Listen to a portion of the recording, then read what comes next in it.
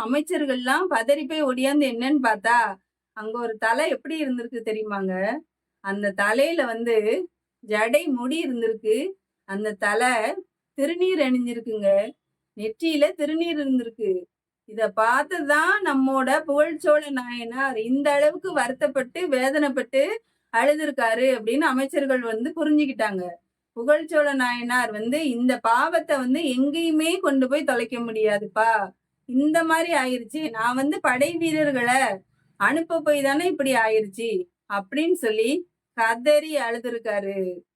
நம்மலாம் என்ன நெனைப்போங்க இத பார்த்த உடனேயும்? போர்ல இதெல்லாம் சகஜம் தானே. ஒரு போருன்னு நடந்தா அங்க வந்து 4 பேர் இறக்கத்தான் செய்வாங்க. அந்த 4 பேர்ல ஒருத்தர் இப்படியும் இருக்கலாம், அப்படியும் இருக்கலாம் அப்படின்னு நம்ம நெனைப்போம் இல்லையாங்க? ஆனா புகழ்ச்சோழ நாயனார் அவருடைய படை வீரர் செஞ்ச அந்த தவறுக்காக எந்த அளவுக்கு வருத்தப்பட்டு இனி எப்படி ஒரு முடிவு எடுக்க போறாருன்னு பாருங்க.